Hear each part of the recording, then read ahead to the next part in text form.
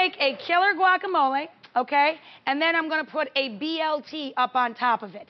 Bacon, bunch of bacon, tomatoes, for the L, nice spicy arugula. It is fantastic. Now, you can make it in a small amount, or you can mash up a ton of avocados. I'm gonna give you a base recipe that I would serve for every 4 people that you got dipping, okay?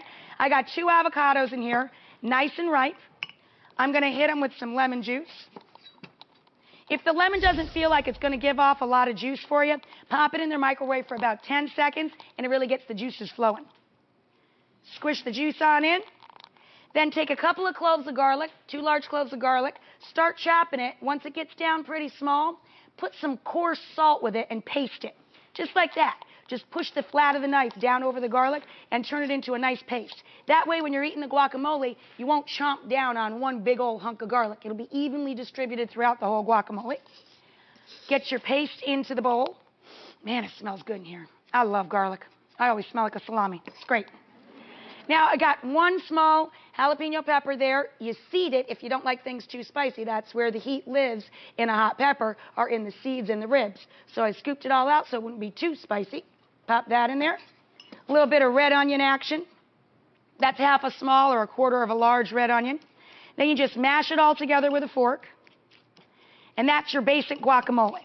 I surround it with some red and yellow corn chips. And then I go ahead and put a BLT right up on top of it. Makes it extra showy. It is the Super Bowl coming up and all. And you can even go crazy with the chips and melt cheese down over them. And then you could pull the nice cheesy chips out and scoop it into the guacamole. Delish. Take your chunky guacamole. Get that in there. We've already got 3 other batches of it in there. Then right over the top, so good. Right over the top, take a handful of arugula. Run your knife through it. Shred it up. That's your L. Here comes your T. This is a couple of plum tomatoes, seeded and diced. Scatter that down over the top. And then the bacon. Now, tip on the bacon. Bake it on your slotted baking sheet, you know, your slotted broiler pan. Comes with your oven. You own one, trust me, it's in there. Put the bacon on that and bake it at 350. All the fat falls away, gets extra crispy, doesn't smoke up the whole house. Perfect, every time. Put a ton of bacon crumbles down over the top. How good does that